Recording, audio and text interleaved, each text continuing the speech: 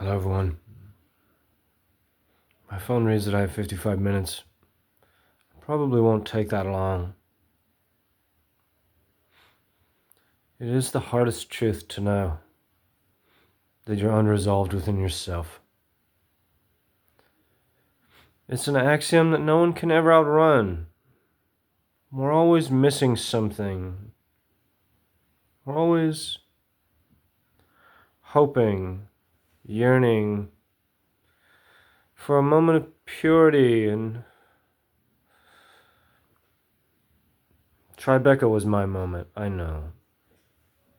For me to not be a psychic prude. Right? That I'm a sexual prude and a psychic prude. And Quentin is too, for very similar reasons. But I needed to be cool. I wasn't cool. That wasn't cool. And I'm so blinded by my purity. I'm so blinded by being so similar to him that I couldn't see it was the women. But we're all looking for something to feel meaningful, something to feel like we're part of something. And if you're so fundamentally broken that you consider your every action on earth a half measure, then I can be cool. I'm sorry, I wasn't cool. Because that's not true. That's not true. We all love you so much.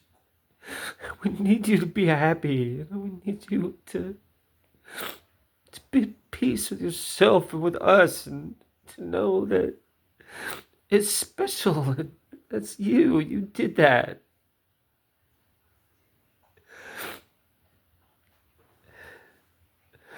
So we're always seeking resolution in our disparate halves. We're always hoping that we can never address what makes us hate ourselves. Like, I know, I get it. I decided that a long time ago I never had to talk about it. And I never did until now, until right now, just like him. Just like him, you know? Because we're so like, he's my father. But I don't get to be that selfish anymore. And he can't either. Not anymore. We have to...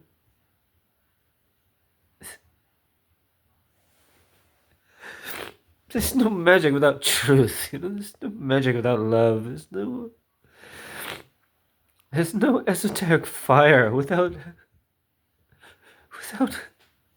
God. Anything less is satanic, you know? And so my point is that Quentin and everyone around him have been mired in darkness for his entire career as a result of this thing that so defines him psychologically, just like me.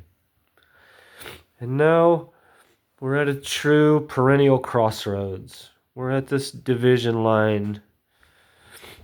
For me, out of youth into maturity, and Quentin out of maturity and into age, and all these things.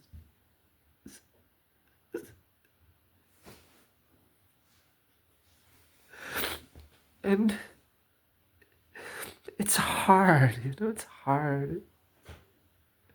I wanted to be alone. I made my peace with it. And I just needed my mind. You know, that's all I needed. I didn't need anything else.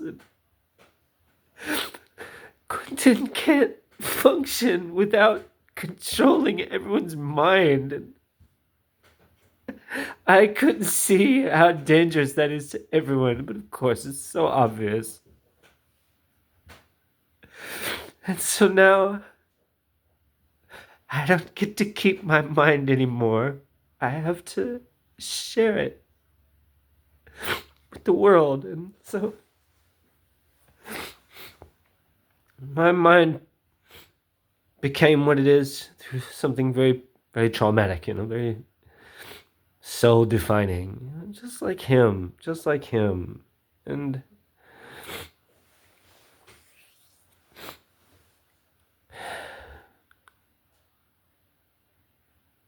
I can't I can't run from it anymore. I can't. It doesn't help anyone to be alone, to be separate. I see it all so much. I see it so clearly, and I'm so devastated by how cowardly I was, how foolish I was, how unloving and unwise, selfish, and all these things. But I'm deeply flawed, just like Quentin. And we think the same things. We think the same things. This is the point. That like, all I have is my mind. If I let this man come into my house because the women need him, he'll steal their minds and then I have nothing. I understand. I understand, Quentin.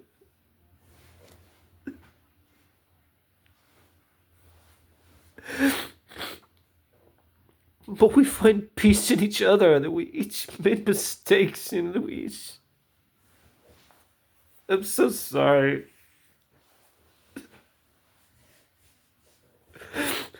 But I can't feel bad about it anymore. Esotericism isn't cool if it defines all of you. To have success, Daniela, and all of these things, and of course it's all predicated on this thing now. I see that. And I hate the fact that I'm a slave to my mind. Just like Quentin, we both hate the fact, right, that we're broken. And so I balked at his initiation because I didn't want to admit to myself and to the world, to Hollywood, that I have this deep psychological scar as a result of a physical condition. Right? And so Quentin felt the same way, that he's processing it now, but he has a deep-seated psychological trauma that affects how he treats everyone in the world, up to and including me, right? And so everyone until me all divined, right, which made him feel like a man. And so he's never had to address it because he always felt like a whole man as a psychic, right? But now, right, at this stage in the game, right, where he has his 4 women all demanding to meet me, right, in the studio, to forgive him. To forgive me, not him. To forgive me. Over Tribeca and all these things that he's having to reconcile these disparate halves of his psyche in a real way. That he feels that in his life he can't ever possess a woman physically completely, that this is like a hard psychological truth, that it's right. And so he has to control everyone as a psychic, and if he trusts his psychic instinct that his women are all like desperate to meet this man and like spend time with this man, then it must represent how they can no longer fundamentally accept the way that he treats them as a psychic or a man, right? So that's the point, right? That this is why he's having such a hard time with it, because, right, he's never had to address the fact that essentially he manipulates everyone in his life constantly. He has no peace of mind. He's not cool about it at all, right? And so this is why I want to say it's dangerous, but I know he's just sad. I want to hope that he's not evil. I'm finding it harder and harder to believe that he is this devious, wicked man. I think that he's just so sad and so tired, right? That he's done all of these things because everyone around him has finally said it's not the know-all, end-all. Right? It doesn't mean you can't.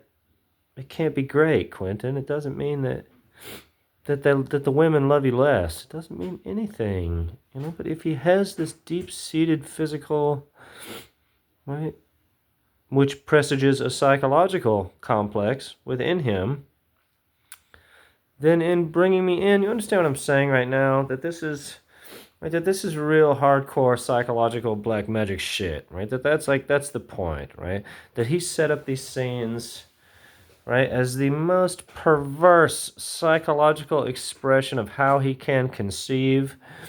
And right, that's why I'm here, because it's so perverse and he has violated their minds in such an egregious way that we can't keep acting like it doesn't merit a discussion, right? Like, these are like, no, we have to talk about these things. We have to, right? We have to see, like, why all his anger, like, what is, what is the real problem? And of course, the problem is that he's so hurt. He's so traumatized. He doesn't know how to love a woman. He doesn't know how to be in love with a woman, because he can't reconcile the fact that he has a heart and that he does want to be a loving, good man in the world, with the reality, right, that a woman always has a reason to leave him, just like me. Right? And so, right, he's struggling right now because his wife is checked out. She's checked out, and I can't blame her. It's been so long. It's gone on so long. All this time, me never realizing that this is about love. This is about the heart. Like, there has to be truth somewhere in this. There has to be, right? There's no way that he's just that sick. That's like, these things I'm talking about make him the sickest man in the world. But if he's so lost in his mind because he feels his world crashing down around him, doesn't that make a lot of sense? Doesn't that in fact justify? It doesn't justify, but it explains everything in a very holistic way. And we're all just desperate for change. We're all just needing to chill. No more high frequency intellectual shit. We need to, like, cool out and, like, dance and, like, feel the rumba. Like, that's like what it's time for.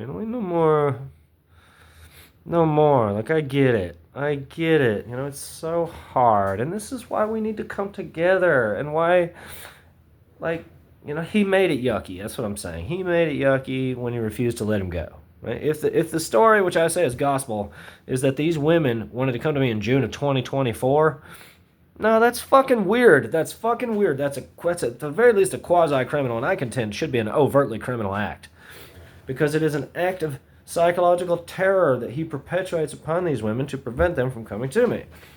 All to avoid, right, the real trauma that he has, that he actually was in fact setting up this film to kind of address this in a psychological way, in a way that is not healthy, that is in fact dangerous, that those women all understood, right? That's the point, right? And when they saw my radiant white halo, right, they said, no, it's meaningful. Now there's, like, this really cool, like, interesting guy who's, like, got something to say about it, and he's not just slobbering at the thought of tying us up and fucking us on camera, right? And so now we do have an opinion, because we know you have unresolved traumas in your mind, and so you need to be cool with this guy because he's, like, so fucking hip and he's so fine and all these things, right?